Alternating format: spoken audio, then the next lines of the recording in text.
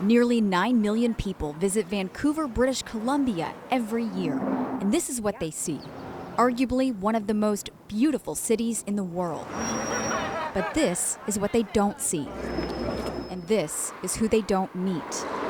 William Janai was coming down from a high when we ran into him on East Hastings Street. How long have you been using? 26 years. Heroin? Yeah. Other stuff too? Yeah. What else? Crystal meth. There are thousands of others like him in what's considered the poorest section of Canada. Vancouver police say 5,000 drug users live here, and 15 years ago, they were dying in the streets. William almost did. But now it's nurses who save him, and the overdoses happen in the only clinic in North America where he can legally shoot up.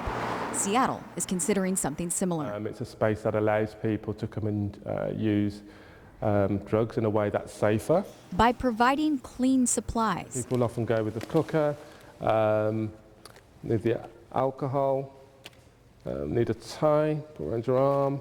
I'll use a bit of water. Clients take their supplies to one of 13 booths fitted with mirrors and inject themselves under the watchful eyes of healthcare professionals. And show them sort of technique and how to do things, but we don't inject anybody. Or provide the drugs. Since opening in 2003, clinic manager Andy Day says the overdose death rate in this area has dropped 35%, and saving addicts here costs $3 million taxpayer dollars a year.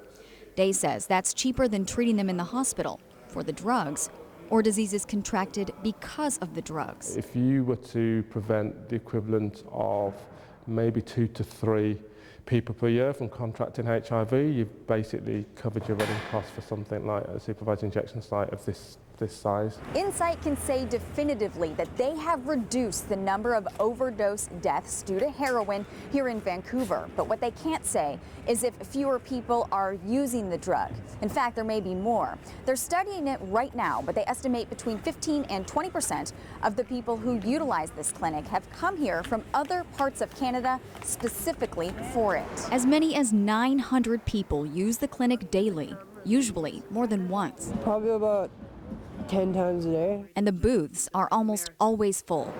We saw people injecting on the street. They told us because there's a wait to get in. Waiting a half hour, 45 minutes is just really a long time for an addict.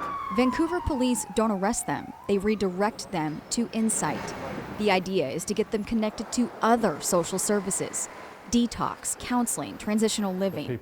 Day says those who use Insight are 30% more likely to enter treatment.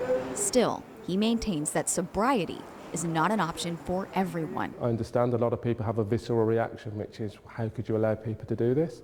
But the reality is, we have to get past the discomfort. There's always going to be drug users, no matter what. Do you have any goals to get clean? Because I know they got some programs they can look into too. No. In Vancouver, British Columbia, Joanna Small, KIRO 7 News.